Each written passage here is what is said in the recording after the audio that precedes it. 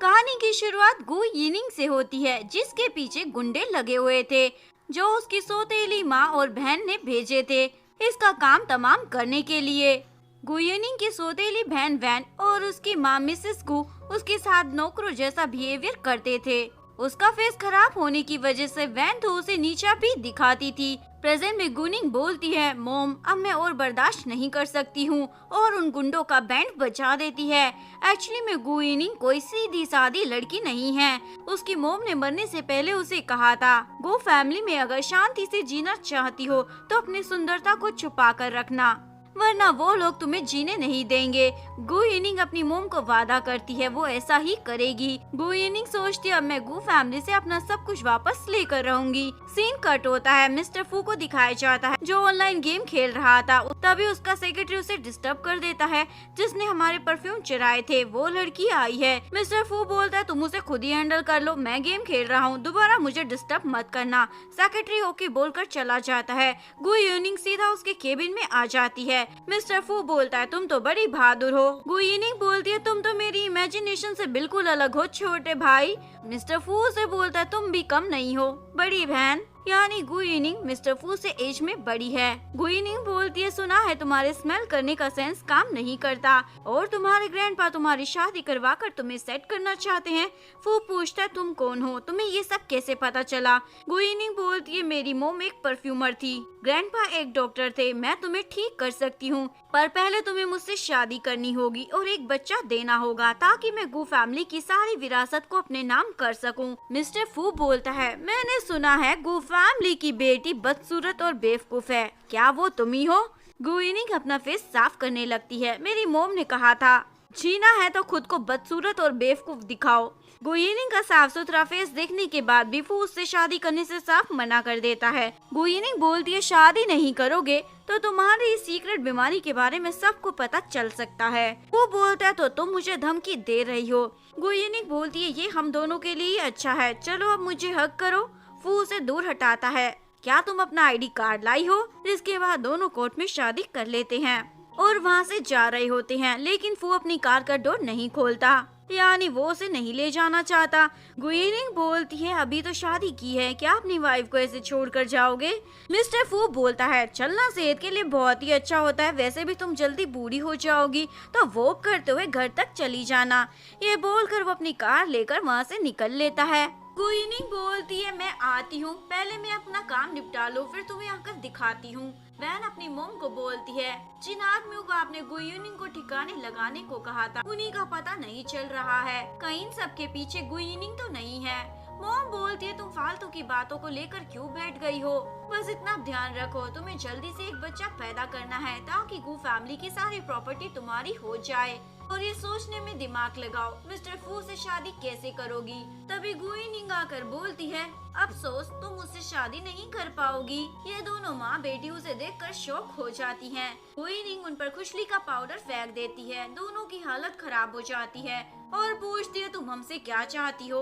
गु यिनिंग बोलती है अब मुझसे पंगा लेने की सोचना भी मत, मैं अपना तुम लोगों से सब कुछ वापस लेने वाली हूँ।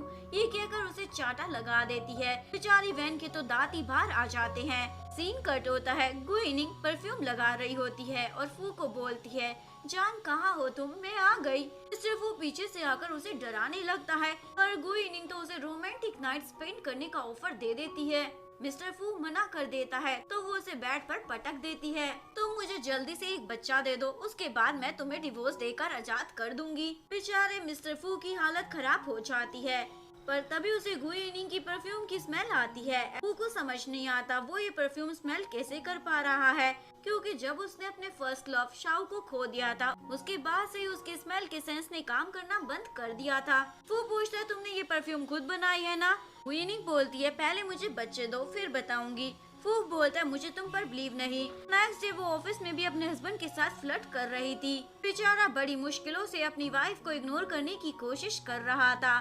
तभी यूचेन वहाँ जाता है और मिस्टर फू को बोलता है तुमने तो कहा था ना तुम्हें लड़कियाँ पसंद नहीं है। गु यिनिंग अपने पति को बोलती है तो तुम्हें लड़के पसंद है। यूचेंग उसके क्लोज आने लगता है, इसे लड़कियां पसंद नहीं पर मुझे तो पसंद है। गु यिनिंग उसे धक्का मार देती है, मुझसे पंगा मत लेना। और मजाक तो बिल्कुल भी करना नहीं तो मैं इसी हिल के नीचे तुम्हारा कुचुम्बर निकाल कर चली जाऊंगी। ये कहकर वो चली जाती है। यूजन मिस्टर फू से पूछता है, तुम ये आग का गोला कहाँ से लाए हो?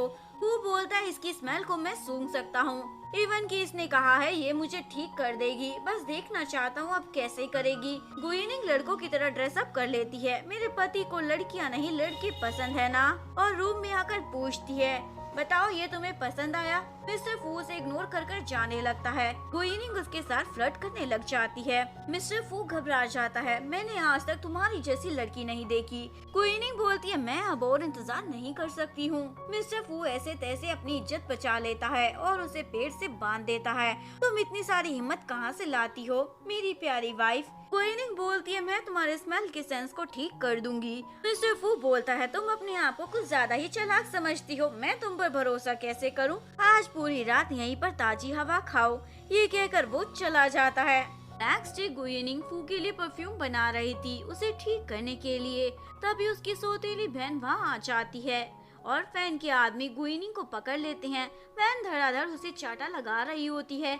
गुइनिंग बोलती है, तुमने बहुत मार लिया, अब मेरी बारी है। लास्ट टाइम वाला चाटा तुम्हें काफी नहीं था ना? ये कहकर वो उसकी नोज में अपना लॉलीपॉप डालकर चली जाती है। वैन तो गुस्से की मारी पागल हो जाती है।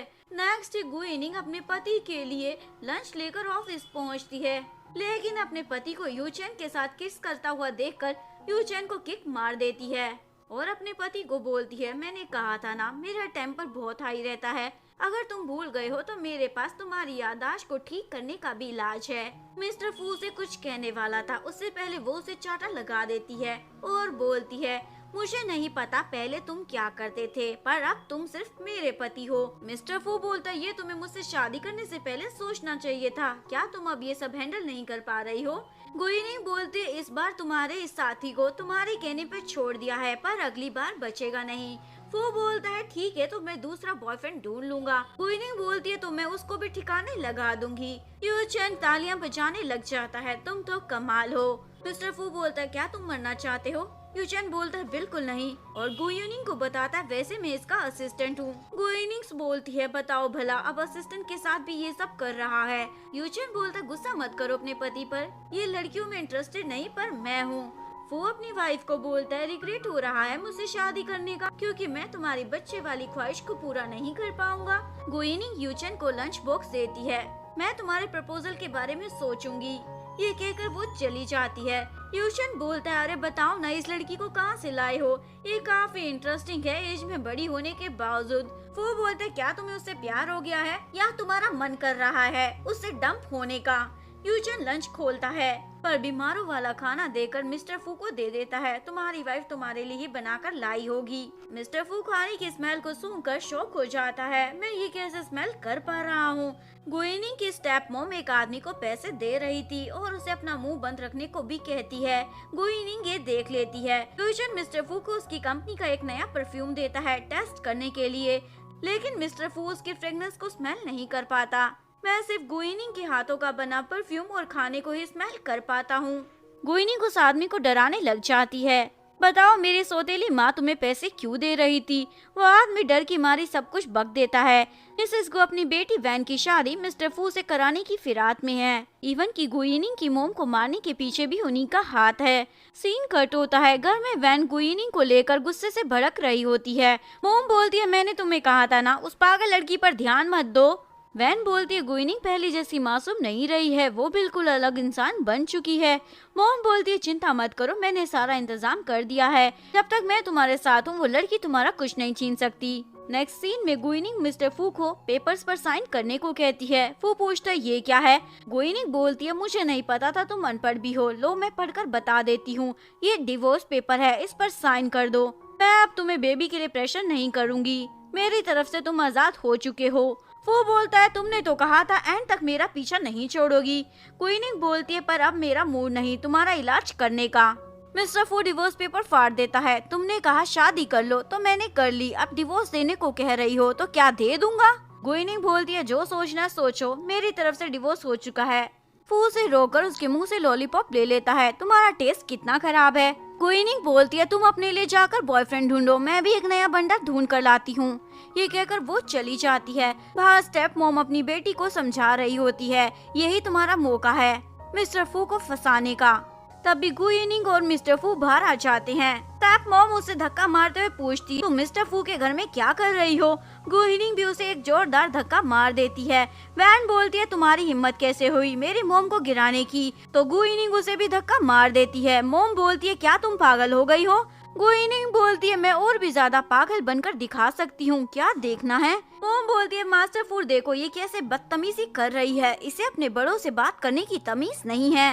मिस्टर फू उसे रिंग पहना देता है, ये मेरी लीगल वाइफ है। ये माँ बेटी तो शौक हो जाती हैं। गुइनिंग रिंग उतार कर फेंक देती है। आया बड़ा मुझे अपनी वाइफ बनाने वाला, मैं तुम्हें डिवोर्स देकर रहूंगी। यूचेन से ग्यूनिंग के बारे में सब कुछ पता चल जाता है, जिसके बाद वो टल्ली होकर ग्यूनिंग के रूम में आता है। मुझे तुम्हारे बारे में सब पता चल गया है जान। ग्यूनिंग वहाँ से जा रही थी। मिस्टर फू उसे हक कर लेता है, मैं तुम्हारी हेल्प करूंगा गू फैमिली से तुम्हारा सब कुछ तुम्हें वापस दिलाने के लिए, पर तुम्हें इसके लिए मुझे डिवोर्स देने की जरूरत नहीं है। गुइनिंग बोलती है क्या कहना चाहते हो। मिस्टर फू बोलता है मैं तुम्हें बेबी दे सकता हूँ। ग्यूनिंग बोलती है रहने दो, तुम मुझे प्यार नहीं करते हो ना। मिस्टर फू बोलता है नहीं करता था, पर लगता है अब मुझे तुमसे प्यार हो गया है। तभी यूचेन वहाँ आ जाता है। ग्रैंडपा को कुछ हो गया है। एक्चुअली में ग्यूनिंग की स्टेप मॉम और सिस्टर ने जाकर ग्रैंडपा को बता दिया था, उनके पोते ने ग्यूनिंग से शादी कर ली है। ग्रैंडपा बोलते हैं वो तो बदसूरत और बेवकूफ है ना। स्टेप मॉम हाँ बोल देती है। ग्रैंडपा तो शौक के मारे बेहोश हो जाते हैं। डॉक्टर को इलाज के लिए बुलाया जाता है। तभी ग्यूनिंग आकर उस डॉक्टर को रोक लेती है, तुम गलत ट्रीटमेंट कर रहे हो। वैन बोलती है क्या बोल रही हो, हमने इसे इतने ज्यादा पैसे दिए हैं, ये दुनिया का बेस्ट डॉक्टर है। ग्यूनिंग उसे एक चाटा लगाती है। मोम बीच में आती है तो उसे भी चुप कर बिठा देती है और फिर ग्रैंडपा का इलाज करती है। मोम और वैन चिल्लाने लग जाते हैं, देखो ये लड़की मारने पे तुली हुई है। तभी मिस्टर फू अपने सर्वेंट्स के साथ वहाँ आ जाता है, इन तीनों को उठाकर यहाँ से बाहर फेंक दो। वैन बोलती है हमने कुछ नहीं किया, ग्यूनिंग की गलती है, हमने इसे रोका भी था, लेकिन फिर भी ग्रैंडपा का इलाज करने लग गई, पता नहीं खुद को क्या समझती है। तभी ग्रैंडपा होश में आ जाते हैं। फेक डॉक्टर की पोल खुल जाती है, इसलिए वो वहाँ से माफी मांगते हुए निकल जाता है। वो अपने ग्रैंडपा को बोलता है आपकी बहू ने आपको बचा लिया। ग्रैंडपा बोलते हैं क्या ये ग्यूनिंग है, पर मैंने तो सुना था ये बदसूरत और बेवकूफ है। मिस्टर फू हंसने लग जाता है। ग्यूनिंग बोलती है लगता है ग्रैंडपा की बुढ़ापे में आंखें कमजोर हो गई है और उन्हें दवाई देती है, इसे बराबर खाते रहना, ठीक होने की पूरी गारंटी है। नेक्स्ट सीन में यूचन दबे पांव ग्यूनिंग के पास आ रहा था, लेकिन ग्यूनिंग उसे पकड़कर उसका हाथ मोड़ देती है। मैंने ग्रैंडपा को ठीक कर दिया है, अब तुम लोग क्या चाहते हो। यूचन बोलता है मिस्टर फू का इलाज कर दो। ग्यूनिंग साफ मना कर देती है। यूचन बोलता है सुना है तुम अपनी मोम के हत्यारे के अगेंस्ट सबूत ढूंढ रही हो, मैं तुम्हें इकट्ठा करके दे सकता हूँ। ग्यूनिंग बोलती है तुम पर बिलीव कैसे करूँ। यूचन बोलता मुझ पर नहीं फू पर करो, उसे तुम पर पूरा भरोसा है। ग्यूनिंग स्माइल करते हुए चली जाती है। मिस्टर फू आकर बोलता है ये चाहे माने या ना माने, पर मैं इसे कभी भी डिवोर्स नहीं दूंगा। यूचन बोलता है मैं पहली बार किसी लड़की के लिए तुम्हें इतना पागल होते हुए देख रहा हूँ। मिस्टर फू बोलता है तुम बहुत ज्यादा बोलते हो, जाकर सबूत इकट्ठा करो, चाहे वो मेरा इलाज करे या न करे, पर मैं चाहता हूँ ग्यूनिंग को वो सब वापस मिल जाए जो सिर्फ उसका है। ग्यूनिंग बाहर आकर अपनी मोम की कही हुई बातों के बारे में सोच रही थी। तभी वैन उसे बोतल से हट करने वाली थी, लेकिन उल्टा ग्यूनिंग ही उसे मजा चखा देती है। क्या तुमने ये दिमाग डेकोरेशन के लिए रखा है, नेक्स्ट टाइम मुझसे लड़ने से पहले पूरी तैयारी कर आना। ये बोलकर वो चली जाती है। वैन को तो गुस्सा आ जाता है, इस चुड़ैल को मैं नहीं छोड़ूंगी। नेक्स्ट वीक ग्यूनिंग अपने हस्बैंड के लिए लंच लेकर ऑफिस आती है, पर यहाँ ये लड़की उसे बोलती है बॉस तो अभी रेस्ट कर रहे हैं, उन्होंने डिस्टर्ब करने से मना किया है। ग्यूनिंग लंच उसे पकड़ा देती है, मैं उनके उठने तक का वेट करती हूँ। वो लड़की बोलती है ये तो बॉस को पटाने के चक्कर में है। ग्यूनिंग बोलती है क्या कहा तुमने। वो लड़की बोलती है मैंने तो कुछ नहीं कहा, क्या तुमने कुछ सुन लिया है, चलो रिपीट कर देती हूँ। ग्यूनिंग उसे चाटा लगा देती है। मिस्टर फू वहाँ आ जाता है। वो लड़की बोलती है पता नहीं ये औरत यहाँ कहाँ से आ गई, मुझे फालतू में चाटा लगा रही है। फू बोलता है क्या कहा तुमने, ये मेरी वाइफ है, तमीज से बात करो। वो लड़की तो शॉक हो जाती है। फू तो उसे जॉब से ही निकाल देता है, दोबारा अपनी शक्ल और पैर मेरे ऑफिस में लेकर मत आना। ग्यूनिंग भी लंच देकर जा रही थी, फू से रोक कर फ्लर्ट करने लग जाता है।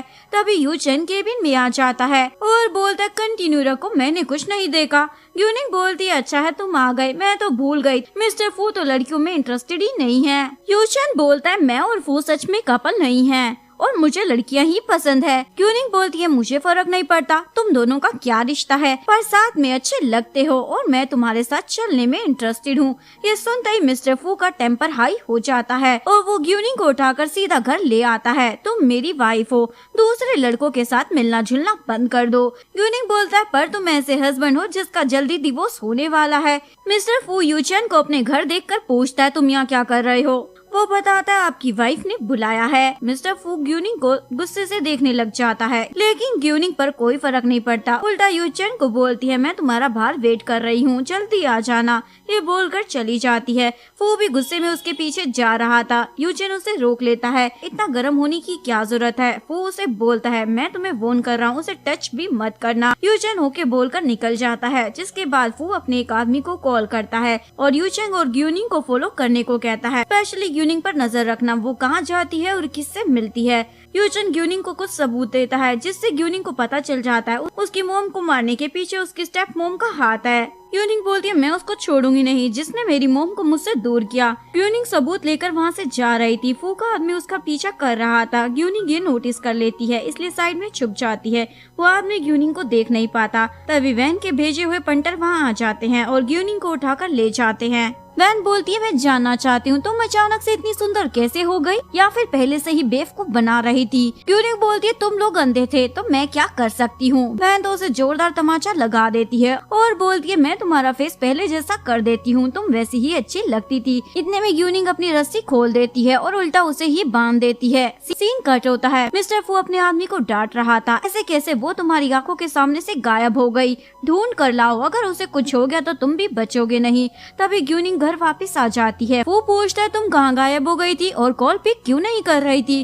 ग्यूनिंग बोलती है अभी मेरा कुछ भी मूड नहीं और अंदर चली जाती है। ग्यूनिंग रूम में अकेले बैठकर रो रही थी, अपनी मोम को याद कर कर। वो भी वहाँ आ जाता है। ग्यूनिंग उसे देखकर वहाँ जा रही थी। वो उसे हक कर कर बोलता है अपने आंसू मुझसे मत छिपाओ, मैं हमेशा तुम्हारे साथ हूँ। ग्यूनिंग उसे दूर हटा रही थी। वो बोलता है मुझे खुद से दूर मत करो, हमेशा अपने साथ रहने दो। ये बोलकर वो उसे अपनी बाहों में उठाता है और बेड पर लिटा देता है। अब से सिर्फ मैं तुम्हारा हूँ और इस बात की पूरी श्योरिटी देता हूँ। दोनों रोमांटिक नाइट स्पेंड करते हैं। नेक्स्ट मॉर्निंग ग्यूनिंग जागती है। फू ने उसके लिए मजेदार ब्रेकफास्ट बनाया था, लेकिन ग्यूनिंग उसे इग्नोर कर कर जा रही थी। वो पूछता है कहाँ जा रही हो। ग्यूनिंग बताते हैं यूचन से मिलने। ये सुनकर ग्यूनिंग उसे फिर से रोक लेता है, आज तुम घर से कहीं नहीं जा पाओगी। इधर वैन गुस्से से पागल हो रही थी, क्योंकि ग्यूनिंग की वजह से उसका फेस खराब हो गया था। मोम डॉक्टर को बोलती है जितने मर्जी चाहे पैसे ले लो, पर मेरी बेटी का फेस पहले जैसा कर दो। डॉक्टर बोलता है हम कोशिश कर सकते हैं। वैन तो बौखला जाती है। मोम बोलती है तुम्हें किसने कहा था उससे जाकर पंगा लेने को, तुम तो मेरी बात सुनती ही नहीं हो। ये सब ग्यूनिंग भी सीसीटीवी कैमरे से देखकर खुश हो रही थी। तभी फू आकर पूछता है क्या देख रही हो। वो बोलती है कुछ भी तो नहीं। फू बोलता है क्या अभी भी तुम मुझसे कुछ छुपा रही हो। ग्यूनिंग बोलती है अब मेरे पास कुछ नहीं बचा तुमसे छुपाने को, पर तुम्हें अपना सीक्रेट मुझे बताना होगा। तुम्हारा स्मेल का सेंस कब से काम नहीं कर रहा। वो कुछ भी नहीं बताता तो ग्यूनिंग यूचन से आकर पूछती है। यूचन बताता है फू के फर्स्ट लव की वजह से ग्रैंडपा ने दोनों की शादी के लिए मना कर दिया था, इसलिए उस लड़की ने खुद को हर्ट कर लिया, जिसके बाद फू ने उसे खो दिया और उसी दिन से उसके स्मेल का सेंस काम नहीं कर रहा, क्योंकि इन सब का दोषी वो खुद को मान रहा है। घर आकर ग्यूनिंग फू को बोलती है मुझे सब कुछ पता चल गया है, यूचन ने बता दिया है, तुम चिंता मत करो, मैं तुम्हें ठीक कर दूंगी। वो खुश हो जाता है। नेक्स्ट सीन में ग्यूनिंग अपनी स्टेप मोम के घर आती है और दोनों माँ बेटी को अच्छे से सबक सिखा देती है। ग्यूनिंग स्टेप मोम को कुछ खाना बनाकर पिलाती है और जिसके बाद वो वहाँ से चली जाती है। नेक्स्ट डे ग्यूनिंग शॉपिंग कर कर जा रही थी। अभी वैन उससे आकर पूछती है तुमने मेरी मोम को क्या पिलाया है,